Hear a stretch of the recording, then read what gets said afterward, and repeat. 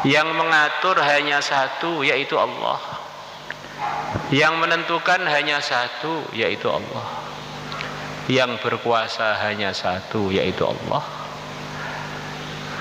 Yang punya segalanya hanya satu, yaitu Allah. Akhirnya dalam waktu suka atau duka kita pahami ini semuanya dari Allah, maka saya harus bersikap dengan sikap-sikap yang diridhoi oleh Allah. Orang itu kalau imannya benar, ketika suka dan ketika duka harusnya hatinya itu mirip-mirip. Yaitu saya ini walaupun di tengah keluarga saya dengan segala macam kenikmatannya, dengan segala macam kesenangannya dan kegembiraannya, kalau Allah nggak tolong saya akan hancur seketika.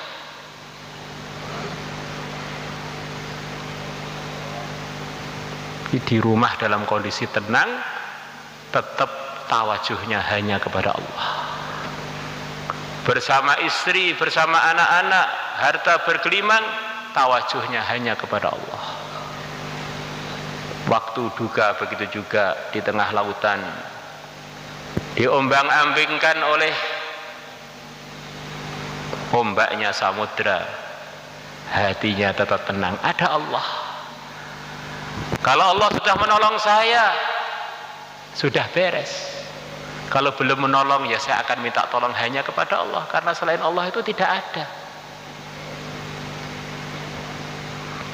Semua ajakan keyakinan, ajakan perdagangan, ajakan usaha, walaupun sepertinya kebaikan, kalau tidak mengingatkan kepada tauhid yang benar ini, itu semuanya adalah ngajak kita untuk stres saja, perhatian.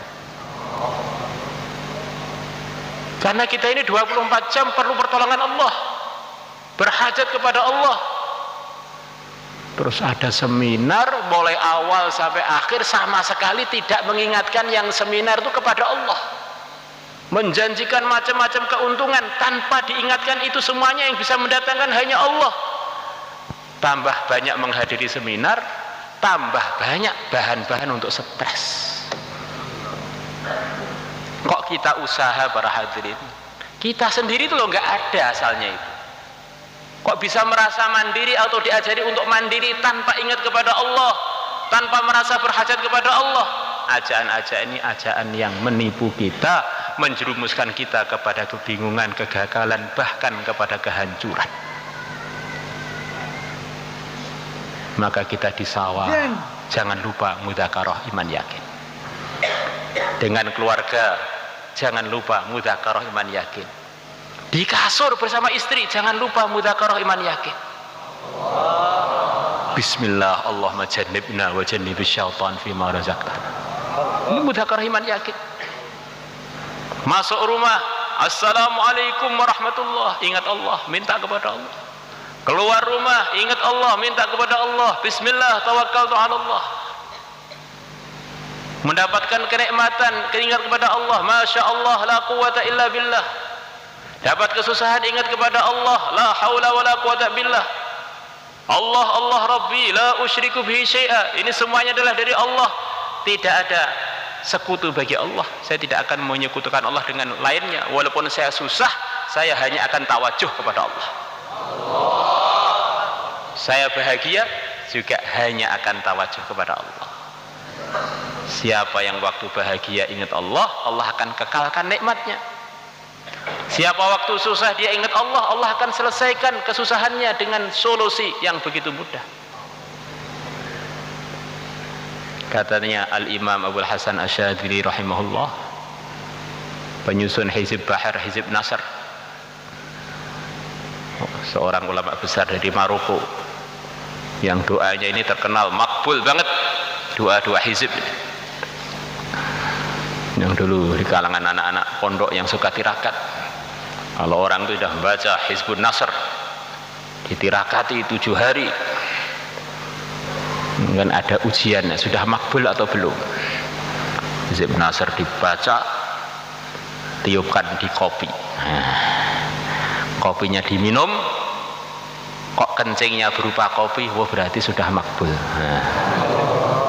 Berarti ini kopinya yang sudah ditiup Hizbun Nasr tadi sudah menjadi kopi kebal, tidak bisa diproses oleh ginjal, oleh kantong kemih, oleh itu, keluar tetap utuh jadi kopi. Kalau ditiupkan di minyak, dibalurkan di tubuh, ditembak orang mempan, ditombak mengingis, dibacok gelewang, diwe-duwe, alhamdulillah. La ilaha illallah. Beliau mengatakan, wahai orang-orang beriman, ingat-ingat semua permasalahan yang datang kepada kamu kemudian tidak selesai, ingatlah kamu waktu menghadapi permasalahan itu lupa kepada Allah. Orang itu permasalahannya walaupun gede, segede Gunung Lawu, Gunung Semeru, Gunung Himalaya, tetapi kalau ingat Allah, masalah begitu besar akan ada solusi dengan begitu mudah. Nabi Musa dengan Bani Israel, di depannya ada lautan, belakangnya ada tentara Fir'aun yang siap untuk membantai, membinasakan.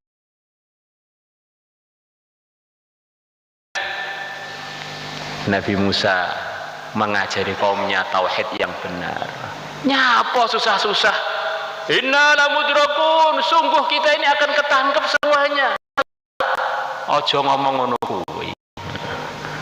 Kalau bahasa Jawa wi omongane wong sing gak iman ngono kuwi. Eneng masalah. Kenapa kita ingeti lagi, kan itu sudah masalah. Yang diingati mestinya mana yang mendatangkan masalah, menolong saya dari gitu. Inna ma'ya rabbi sayahdi.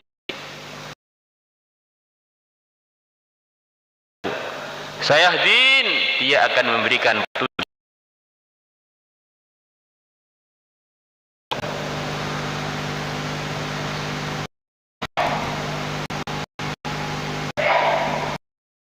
Masalah besar selesai dengan mudah. Jadi asal hajar,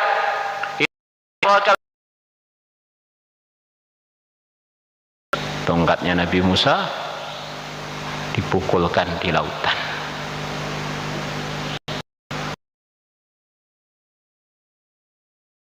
Kullu firqin kattautil azim, maka lautan pisah-pisah jadi dua. Punya Bani Israel, Ithna Asyra Nakibah, 12 suku bersama. Maka beliau selamat dengan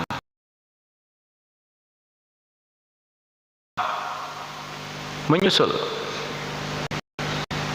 Fir'aun waktu itu membawa kuda yang begitu bagus, kuda jantan dengan keretanya yang begitu indah, dengan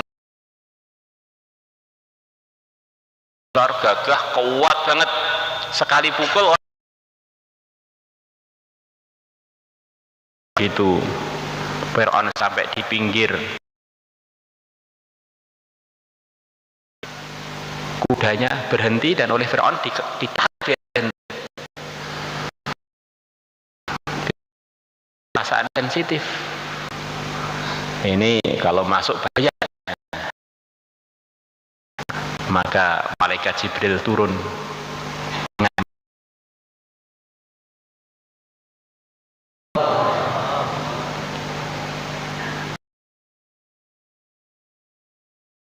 Itu kalau sudah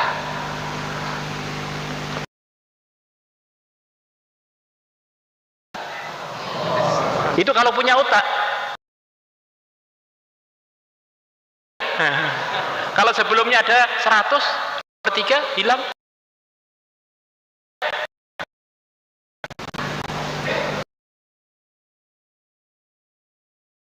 qama dzakarur rajuli dhahaba thulutsa aqlihi.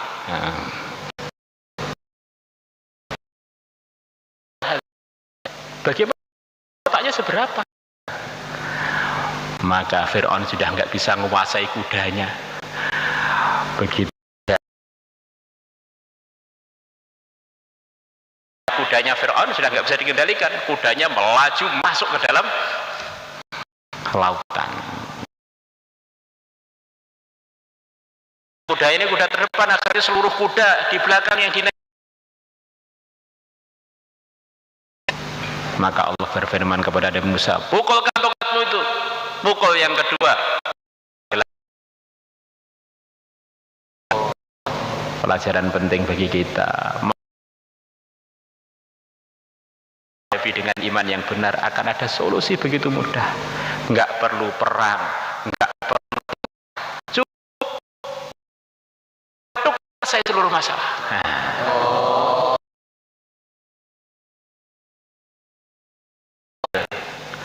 Kembali, dia tinggal janda-janda tinggal ngambil semuanya katanya. Selesai masalah, musuh yang membinasakan, yang nyembelih bayi-bayi mati dengan bala tentaranya, istri-istrinya jadi miliknya Bani Israel semua. Maka katanya orang yang Israel ini menguasai mantan-mantan tuannya karena sudah terbiasa diperintah oleh tuannya. Akhirnya sudah jadi kebiasaan negeri Mesir katanya, tuan putra putrinya itu. Terus kemudian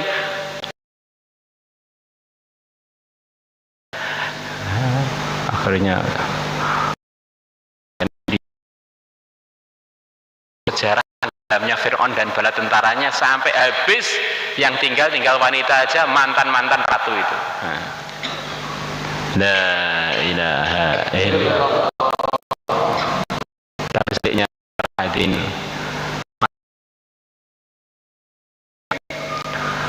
kalau kita ini menghadapinya tidak dengan ingat kepada Allah, dari kecil itu bisa menjadi masalah yang tidak selesai. Kita bisa masalah di sini perkara yang membahagiakan atau perkara yang menyusahkan. Orang itu ketemu dengan keluarganya bahagia, tapi kalau lupa kepada Allah, Allah akan kirimkan setan ikut di dalam pertemuan itu. Akhirnya kalau terjadi anaknya mengandung unsur syaitan. Kalau suruh nonton TV, megang HP, meleknya Masya Allah. Kalau datang ke markas bayan, sebelum bayan tiba-tiba saya bayan, dia nggak tahu. Karena lupa Allah sebentar aja, panjang ceritanya. Dalam sekian banyak hadis sahih diceritakan kalau orang ketemu dengan keluarganya, ingat kepada Allah, kemudian terjadi anaknya tidak akan bisa digoda syaitan selamanya. Maka akhirnya kita ini jadi ingat, masalah-masalah yang datang pada saya, pada masyarakat itu ya ujung-ujungnya salah kita sendiri, lupa kepada Allah.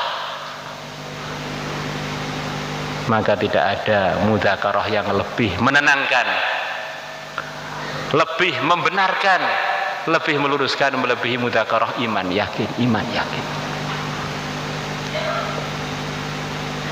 Hadirin yang muliakan Allah Subhanahu wa taala, ketika pimpinan kita, kekasih kita, panutan kita, pimpinannya para nabi, para rasul, yang mulia Nabi besar Muhammad sallallahu alaihi wasallam wa ala alihi wa sahbihi,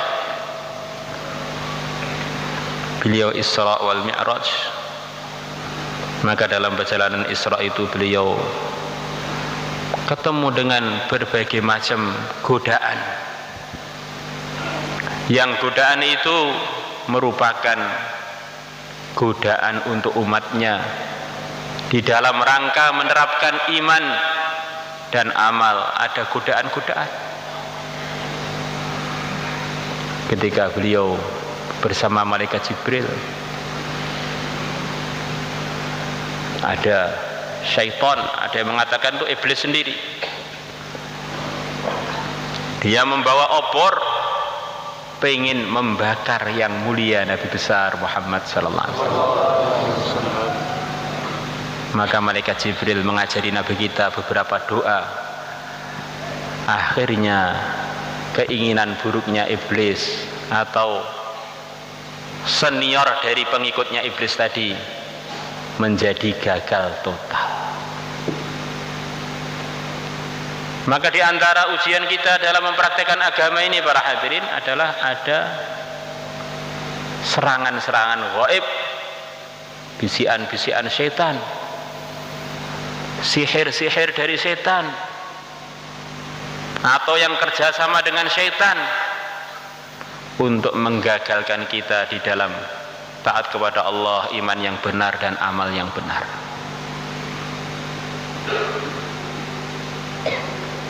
Coba kita baca dalam surat An-Nas bagaimana Nabi kita mengajarkan kepada kita lewat firman Allah supaya kita ini sesering mungkin berlindung kepada Allah min syarril waswasil khannas,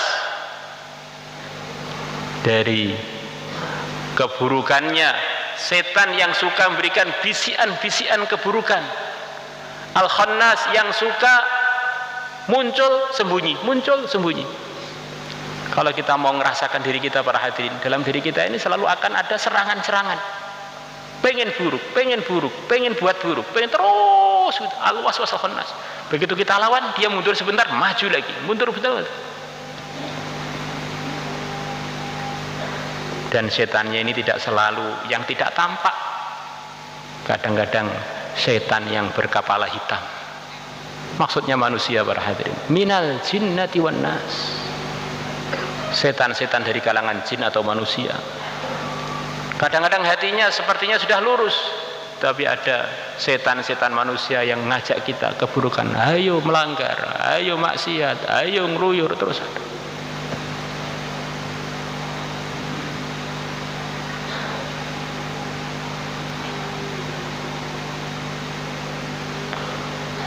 Serangan-serangan gaib.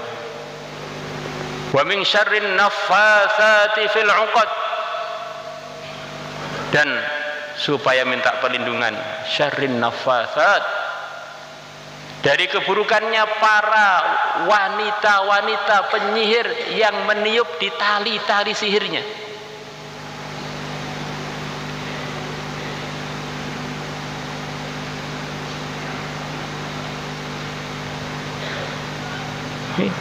Serangan-serangan yang tidak tampak.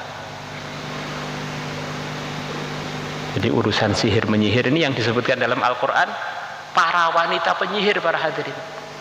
Katanya dalam urusan sihir ini yang bisa menekuni sampai puncak itu biasanya para wanitanya. Maka dalam bahasa kita, bahasa Arab, bahkan bahasa Inggris, itu yang masyhur adalah sahirah, nenek sihir. Kakek sihir nggak ada. Itu sejak dulu begitu. Orang berjuangkan agama, ingin imannya benar, amalnya benar, gak tahu wiritan, gak kuat para hadirin. Coba kita lihat ajaran Nabi kalau kita baca di kitab-kitab doa yang telah dikumpulkan Imam Nawawi, yang telah dikumpulkan oleh Ibnu Sunni, yang telah dikumpulkan oleh para ulama-ulama besar. Nggak tahu berapa ribu riwayat yang di situ arahan Nabi supaya umatnya buat doa penjagaan. Karena di dalam mempraktikkan iman yang benar dan amal yang benar ini ada serangan-serangan yang tidak tampak.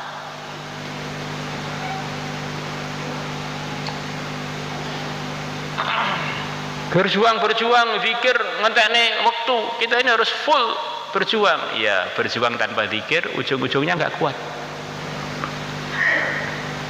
Wong kita ini pengen ngajak orang ingat kepada Allah, kalau kita sendiri nggak ingat, bagaimana? Faqidu syai' la yu'ti, kata para ulama. Orang itu kalau nggak punya nggak bisa memberi. Dia sendiri bukan pendekar, nggak akan bisa memendekarkan orang. Dia sendiri bukan petinju, tidak akan bisa melatih orang tinju dengan benar. Orang katanya berjuang, kok dia sendiri ingatnya kepada Allah bolong-bolong, ya namanya perjuangan yang bolong-bolong, mutunya bolong-bolong. Hadirin yang dimuliakan Allah Subhanahu wa taala, kemudian Nabi berangkat lagi. Beliau ketemu dengan dunia dalam gambar aslinya. Dunia ini makhluknya Allah, para hadirin. Kalau ditampakkan sebenarnya itu ternyata begitu tidak menariknya, para hadirin. Berupa wanita tua yang sudah tua. Wanita itu muda saja belum tentu menarik, apalagi ini sudah tua, yang sudah sangat tua. Sudah tua, sangat tua, ompong lagi giginya. Ya Allah. Tua, sangat tua, ompong lagi giginya. Belum. Hitam lagi kulitnya. Masya Allah. Tetapi dia membawa perhiasan yang begitu lengkap. Di antara ujiannya orang-orang yang pengen imannya benar, amalnya benar adalah godaan-godaan dunia.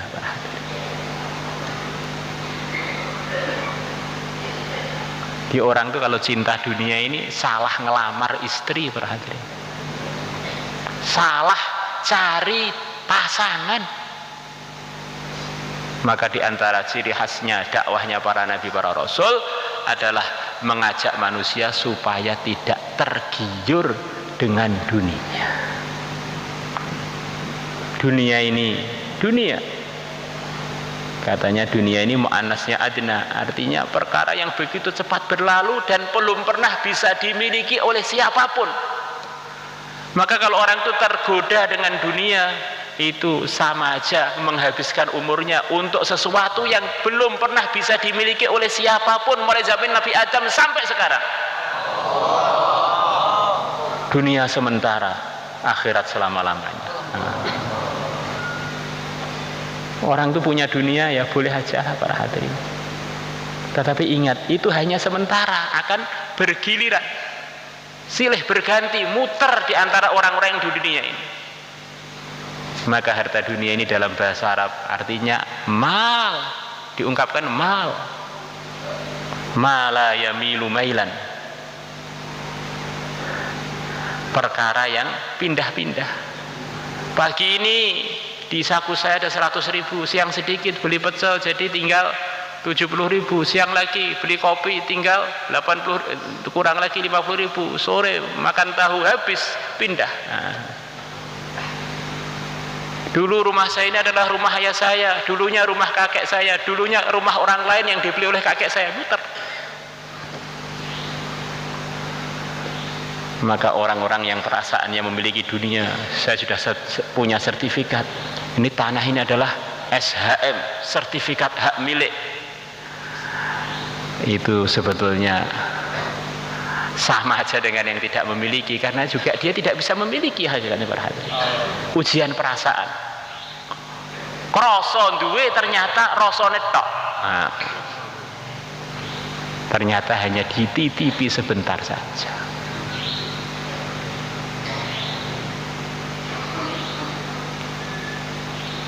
Maka dunia ini benar-benar ujian. Yang kaya yang miskin sebetulnya mirip-mirip saja kondisinya itu, yang beda hanya perasaannya saja. Tempat tidurnya ya seukuran badan masing-masing, yang lainnya itu kan tambahan, berarti kita punya kasur 1 hektar, itu yang kita pakai ya seukuran badan kita masing-masing itu. Kalau yang kaya yang miskin duduknya sama aja, ya seukuran badan masing-masing itu. Yang raja yang rakyat sama aja. Maka orang yang tergiur dengan dunia ini adalah ciri khasnya orang-orang yang tidak pintar. Maka orang-orang yang punya ilmu, orang-orang yang punya ilmu agama, di antara ciri khasnya tidak tergiur dengan dunia, tidak terkena fitnahnya dunia. Wa qala alladziina utul ilma wailakum thawabullahi khairul liman amana wa amila shalihan wa la yulaqqaha illas sabirun. Mereka menasihati orang-orang yang tergiur dengan hartanya Qarun, celaka kalian, pahala akhirat itu lebih baik dari yang dipunyai Qarun. Yang dipunyai Qarun itu tidak bisa dimiliki sendiri oleh Qarun. Buat amal agama itu kekal. Kalau dunia itu mampir-mampir sebentar untuk kita pakai sebentar.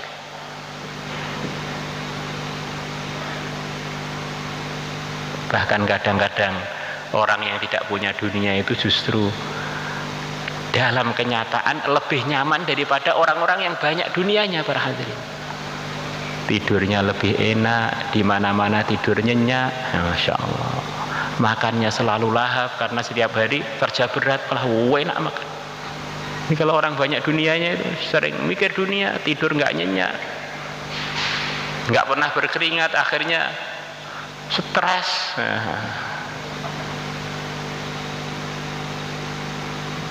La ilaha illallah. Ya memang kita ini di dunia, para hadirin. Ya di antara kesibukan kita ini ya nyari-nyari dunia itu. Ya silahkan aja, carilah dengan cara yang halal. Dan jangan sampai melalaikan ridhonya Allah dalam pencarian itu. Tapi itu ingatlah, tidak mungkin bisa kita miliki kapanpun. Hanya kita akan dititipi sebentar-sebentar saja. Hadirin yang dimuliakan Allah Subhanahu wa taala, Nabi berjalan lagi. Tiba-tiba ada panggilan dari arah kanan. Muhammad, sini, sini, sini, sini. Maka malaikat Jibril menerangkan panggilan dari kanan tadi adalah ajaan-ajaan dari Yahudi untuk menyelewengkan kamu dan umat kamu. Ini diantara program-program dunia ini yang akan selalu ngajak untuk melemahkan bahkan menghilangkan iman dan amal yang diridhai Allah adalah ajaan-ajaan Yahudi. Maka pimpinan kesesatan itu ada yang gaib, dipimpin oleh iblis,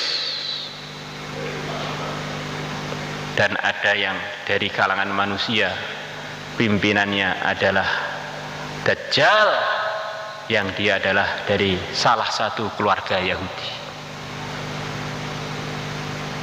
La ilaha illallah. Maka kita lihat program-program di dunia ini yang menyesatkan, ujung-ujungnya adalah programnya orang-orang Yahudi. Kemudian ada ajaan lagi dari arah kiri. Muhammad, sini, sini, sini. Malaikat Jibril menerangkan itu adalah ajaan Nasrani. Ajak kamu dan umat kamu untuk ikut mereka biar gagal di dalam merawat Islam, merawat iman dan amal. Tapi Nasrani ini berbeda dengan Yahudi. Kalau Nasrani disebutkan dalam Al-Quran mereka adalah orang-orang yang tersesat. Tetapi kalau orang-orang Yahudi, orang-orang yang dimurkai Allah. Maka orang-orang Yahudi ini secara umum sangat tahu kalau mereka dalam kesesatan.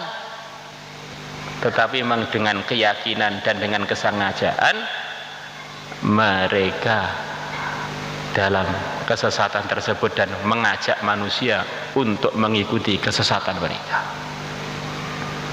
Jadi kalau orang-orang Nasrani adalah orang-orang sesat, maka begitu orang sesat itu ketemu jalan yang benar, mereka akan berbondong-bondong menuju jalan yang benar. Maka sejak zaman dulu termasuk orang-orang yang paling banyak dapat hidayah adalah orang-orang Nasrani. Zaman Nabi kita, zaman Sayyidina Abu Bakar, zaman Sayyidina Umar, di antara orang yang paling banyak hidayah, dapat hidayah adalah orang-orang Nasrani. Maka setiap kita sholat, kita diperintahkan oleh Allah untuk ditunjukkan jalan yang lurus, jalannya para nabi, para rasul, para siddiqin, para syuhada, para salihin, dan diselamatkan dari jalannya yang dimurkai Allah, jalannya Yahudi, dan orang-orang yang sesat, jalannya Nasrani. La ilaha illallah. Hadirin yang dimuliakan Allah subhanahu wa ta'ala. Lah biar kita ini selamat dari godaan-godaan tadi itu bagaimana? Kok godaannya begitu banyak, mumet Pak saya, takut saya. Nah, mudah saja. Kalau kita ikut Islam yang dibawa oleh Rasulullah, pasti selamat dari semua godaan tadi. Maka terapkanlah Islam dengan semaksimal mungkin, kita akan selamat dengan maksimal. Kalau dikurangi, ya keselamatannya berkurang. Kalau dikurangi lagi, tambah berkurang. Kalau ditinggalkan, ya jadi gagal. Maka Allah merintahkan orang-orang yang sudah mengaku iman supaya menerapkan Islam sempurna dalam kehidupannya. Ya ayyuhalladzina amanu dkhulu fis-silmi kaffah. Wahai orang-orang beriman, masuklah kalian dalam Islam dengan sempurna. Kehidupannya, perdagangannya, tertib keluarganya, tertib pengaturannya, waktu suka dukanya, 24 jam dalam kehidupannya diikutkan aturan Islam, pasti akan selamat dari godaan-godaan tadi. Jadikanlah Rasulullah panutan kita 24 jam, pasti kita akan selamat di dalam menghadapi macam-macam godaan dan fitnah tadi. Man ata'ani dakhalal jannah wa man 'asani faqad aba. Barang siapa yang taat kepada aku pasti masuk surga, dan barang siapa yang tidak mau taat, maka berarti dia memang enggak mau masuk surga. Taat kepada Rasulullah, pasti itu ridhonya Allah, pasti itu taat kepada Allah. Man yuti'ir rasul faqad ata Allah. Barang siapa yang taat kepada Rasulullah, maka sungguh dia telah taat kepada Allah. Taat kepada Rasulullah akan mendatangkan cintanya Allah dan ampunan dari Allah. Yuhibbukumullah wa yaghfir lakum dzunubakum. Taat kepada Allah dengan ikut Rasulullah, maka akan mendatangkan kesuksesan akhirat, kesuksesan dunia. Wa may yuti'illaha wa rasulahu wa yakhshallaha wa yattaqi fa ulaika humul faizun. Hadirin yang dimuliakan Allah subhanahu wa ta'ala, orang tuh banyak yang merasa sudah ikut Rasulullah, sudah ikut Rasulullah. Oh, tidak semudah itu. Pengakuan harus ada pembuktian. Rasulullah dalam sebagian hadis yang mengatakan, kurang lebih mafhumnya, bahwa umat beliau akan terpecah menjadi 73 golongan. Semuanya enggak selamat. Semuanya enggak selamat itu sebagian ulama mengatakan maksudnya akan masuk neraka. Tapi sebagian ulama yang pengen hati-hati masuk neraka oleh Nabi masih diaku sebagai umatnya, tapi nanti akan keluar juga karena dia ini orang-orang beriman tetapi di dalam ketidakbenaran dalam amalannya. Kecuali satu kelompok saja, al-firqah an-najiyah, kelompok yang selamat. Siapakah mereka? Mereka adalah yang ikut Rasulullah melalui sahabat-sahabatnya Rasulullah. Karena sahabat Nabi ini adalah contoh pertama, contoh utama, shaf awal di dalam keberhasilan ikut arahan agama, ikut arahan yang mulia Nabi besar Muhammad sallallahu alaihi wasallam. Maka kita hari-hari mudzakarah sifat-sifatnya para sahabat, karena beliau-beliau adalah orang yang pertama, yang utama, yang telah pernah berhasil dan telah diresmikan keberhasilannya dalam Al-Quran. Allah telah ridho kepada mereka di dalam menggapai iman yang benar, amal yang benar dalam menggapai ridhonya Allah. Itulah yang dinamakan Ahlus Sunnah wal Jamaah. Ahlus Sunnah adalah pemilik sunnah, maksudnya Rasulullah. Wal Jamaah maksudnya jamaahnya santri-santrinya Rasulullah. Merekalah umat yang terbaik. Kalau umat selepas mereka pengen menjadi terbaik, harus ikut mereka. Maka Sayyidina Umar radhiyallahu anhu, beliau membaca ayat ini di depannya para sahabat dan di depannya para tabi'in. Beliau mengatakan, kuntum khaira ummatin ukhrijat linnas ta'muruna bil ma'ruf wa tanhauna 'anil munkar wa tu'minuna billah. Beliau mengatakan, ayat ini hanya untuk sahabat-sahabat Nabi.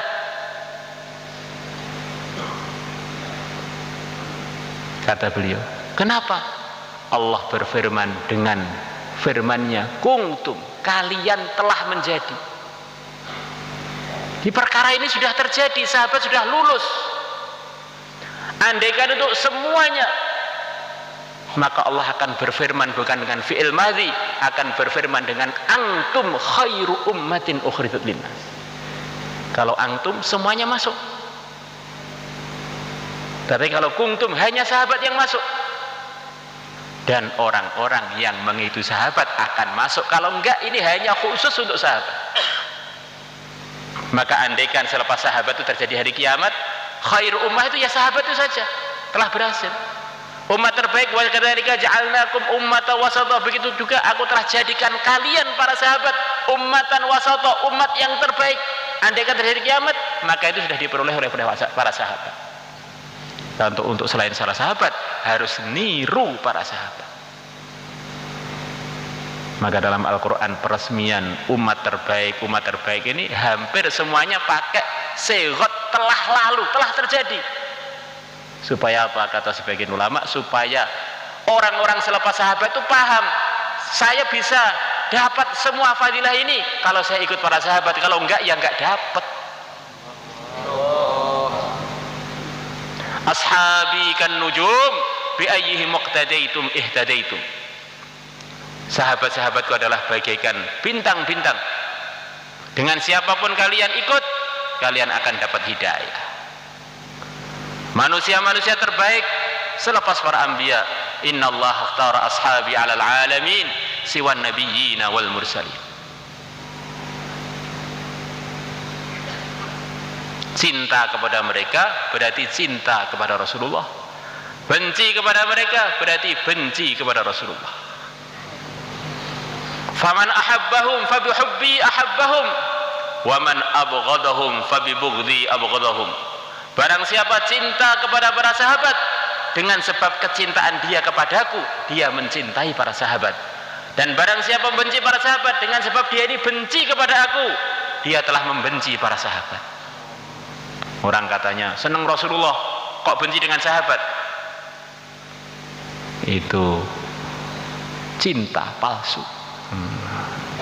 Aspal ketoi asli ternyata palsu. Orang itu kalau sudah cinta kepada seorang, apapun yang kaitan dengan orang itu akan dia cinta. Temannya, keluarganya, kampungnya. Allah, saya ini kalau dengan Rasulullah cinta, ini kalau dengan sahabatnya enggak. Oh, cinta palsu. Nah, ada contoh-contoh dari para ulama, katanya pecinta sejati di kalangan manusia diantaranya adalah Qais. Qais ditanya, Qais, Laila itu dengan seluruh dunia, umpamanya kamu suruh milih Laila dengan seluruh dunia, kamu milih mana? Maka Qais bilang pada yang tanya, kamu ngomong apa? Debu-debu yang nempel di serandalnya Laila itu lebih mahal menurutku melebihi dunia dengan segala isinya. Bukan Lailanya, debu yang nempel di sandalnya. Masya Allah. Hadirin yang dimuliakan Allah Subhanahu wa ta'ala, kadang-kadang orang itu mengaku ikut Nabi sahabat, saya ini ahlu sunnah wal jamaah. Itu pun perlu pembuktian yang telah dimufakati oleh para ulama bahwa itu pasti dari bagian ahlu sunnah wal jamaah kalau orang itu ikut salah satu dari mazhab 4. Ini sudah direkomendasikan, pasti ini semua hukumnya, semua arahannya hanya menukil dari apa yang dulu diriwayatkan, dikatakan, difatwakan oleh pendahulunya dari para sahabat. Para sahabat dari bimbingannya yang mulia Nabi besar Muhammad SAW. Maka kata Kiai Uzairon dulu, nukil dari gurunya lagi saya lupa, ini madhab 4 ini yang memproduksi semua wali itu yang madhab 4 itu. Orang kok gak bermadhab 4 jadi wali itu selepas ada madhab 4 ketoknya kok diragukan kewaliannya. Dari kalangan madhab Syafi'i Wali Songo di negeri kita, dari kalangan madhab Hanafi Mu'inuddin Tusti dan sebagainya, termasuk Syekh Ilyas, Syekh Yusuf dan seterusnya. Dari kalangan madhab Maliki, Masya Allah, siapa itu? Abdul Hasan Asyadzili, Imam Malik sendiri, Masya Allah. Kemudian penyusun selawat nariyah, penyusun selawat fatih, ini semuanya madhab Maliki, madhab Maliki, madhab Maliki. Dari madhab Hambali, Ibnu Rajab Al-Hambali, Imam Hambali sendiri, Masya Allah. Maka kalau orang pengen jadi wali kok gak bermadhab, khawatir daftarnya keliru lembaganya, Pak hadirin. Perasaan wis ngojos ternyata ngobos. Maka kalau kita cari wali dalam sejarah-sejarah itu kok gak bermadhab, itu rada angel. Paling wali murid lah, Insya Allah.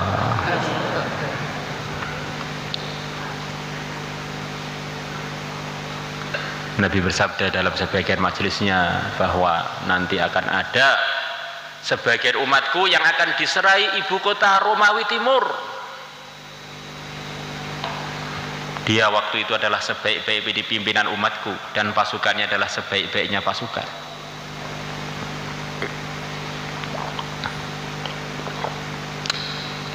Maka ketika sudah 1000 tahunan selepas wafatnya Nabi, apa yang dijanjikan Nabi tadi menjadi kenyataan. Ternyata ada seorang yang masih begitu muda, umurnya baru 22 tahun, dari keluarganya kerajaan Utsmani, namanya Muhammad. Allah telah bukakan di zaman beliaunya ibu kota Romawi Timur, Konstantinopel. Akhirnya dari Konstantinopel diganti menjadi Islambul, lama-lama menjadi Istanbul. Masya Allah. Ternyata beliau ini adalah salah satu tokohnya madhab Hanafi. Ternyata beliau ini adalah tukang wirid, salah satu muridnya Syekh Samsuddin yang bertarekat Naqsyabandi. Masya Allah.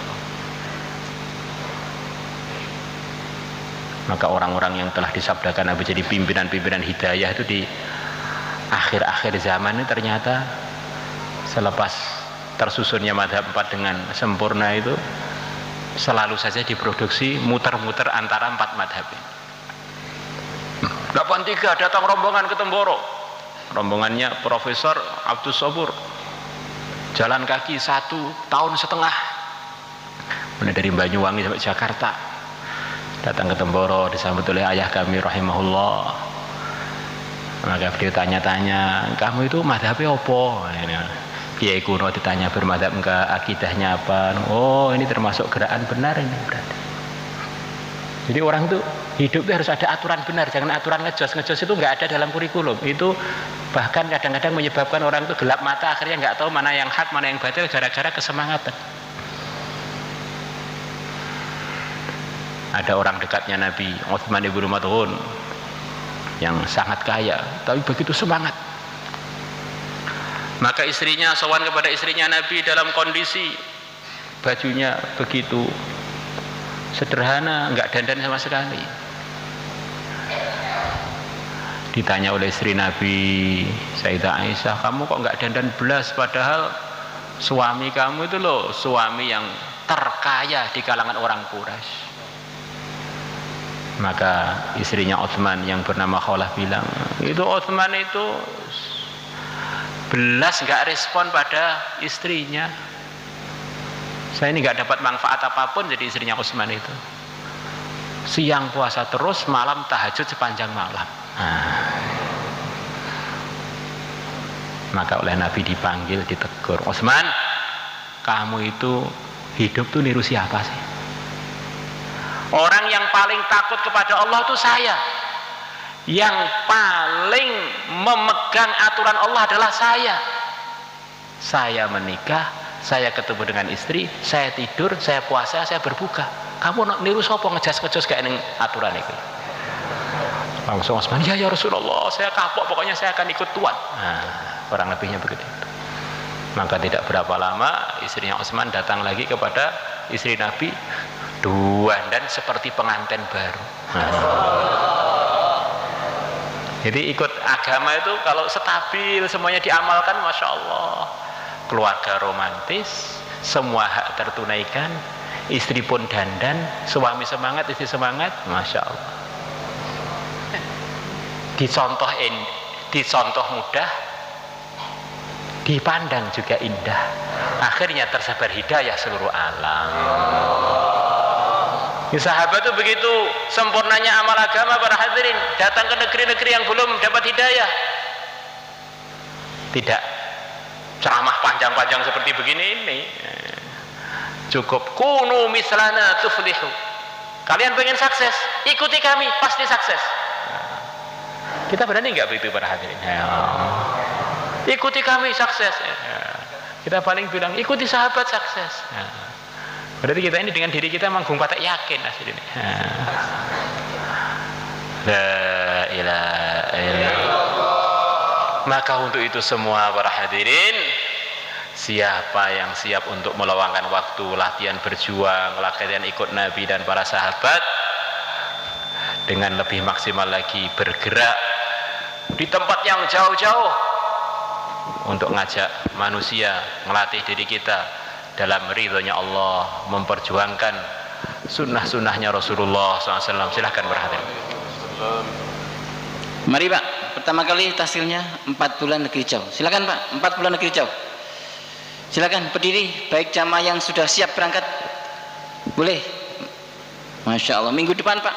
Nah, insya Allah 1 jamaah akan diberangkatkan dari markas kita di Temboro sini menuju ke Turki. Nah, Masya Allah, jamaah Turki boleh. Jamaah Turki ini alhamdulillah sudah beres visanya, sudah beres tiketnya, mohon doa untuk segera diterbangkan di jalan Allah Ta'ala. Jamaah sekalian, ini mau keluar di negerinya yang dibuka oleh Muhammad Al-Fatih yang tadi diceritakan, jamaah sekalian. Masya Allah. Masya Allah. Mari jamaah sekalian, mari negeri jauh. Selepas itu November, jamaah November yang sudah terbentuk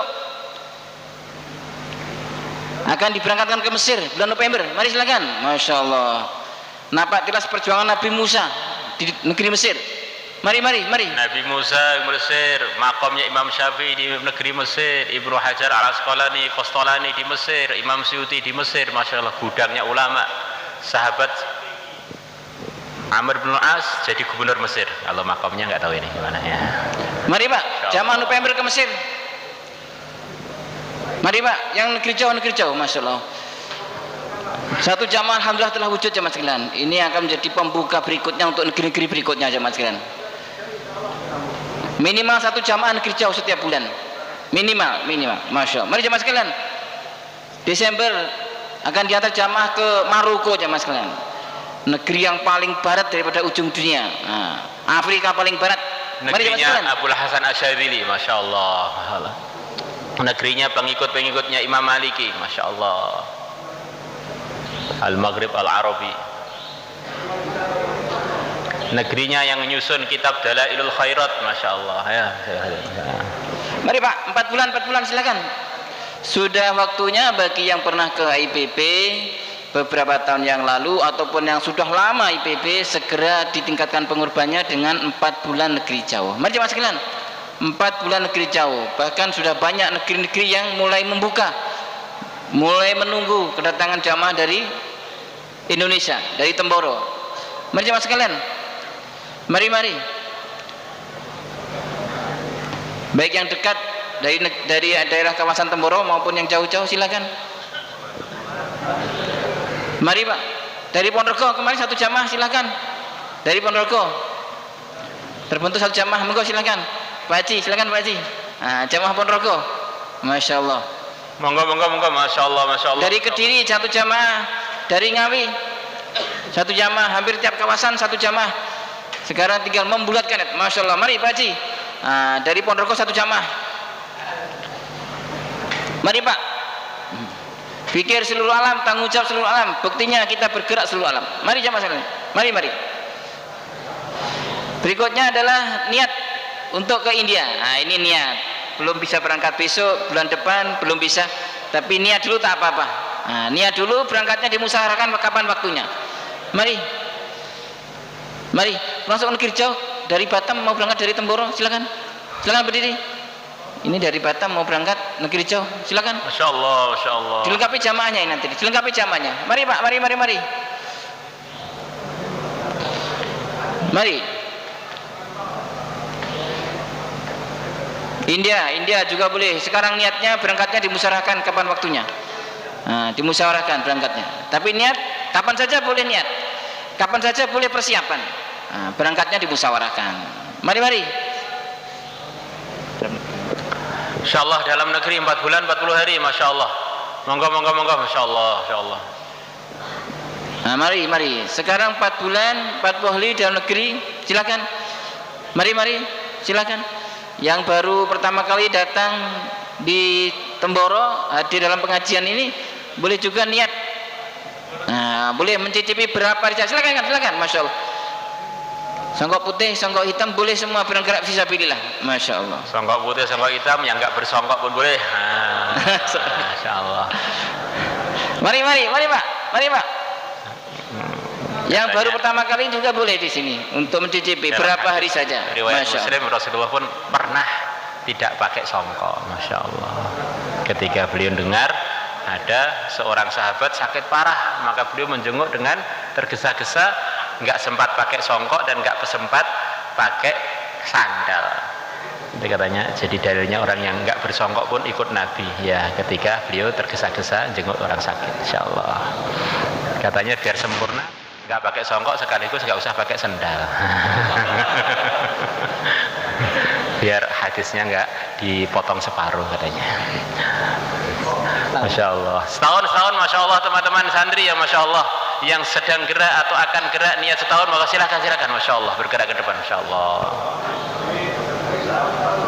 Setahun Pak, jamaah setahun yang sedang bergerak sisa masa atau baru niat. Mari jamaah sekalian, ustadz alumni pesantren belajar di pesantren 8 tahun 10 tahun. Selepas itu adalah menyebarkan ilmu. Setelah belajar ilmu kemudian menyebarkan ilmu. Banyak umat menunggu daripada ilmu yang kita pelajari yang ada dalam dada kita dengan bergerak seluruh alam. Mari alumni pesantren setahun. Nah, mari. Masya Allah, kita ajak istri-istri kita untuk berjuang juga para hadirin. Rasulullah selama di Madinah mengirim kurang lebih 100-an rombongan. Beliau sendiri berangkat mengamili 25 rombongan dan selalu membawa istri beliau para hadirin. Masya Allah. Istri kita jangan kita sibukkan 3M saja, masak, macak, mana, lupa kita libatkan dalam macam-macam kebaikan. Masya Allah.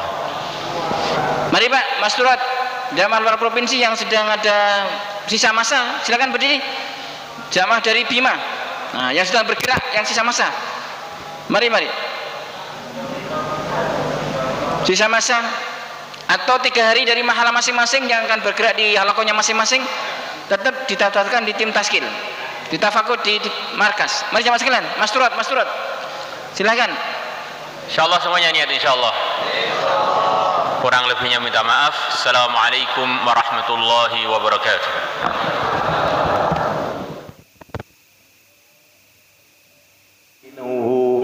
غير محتاج إلى السرور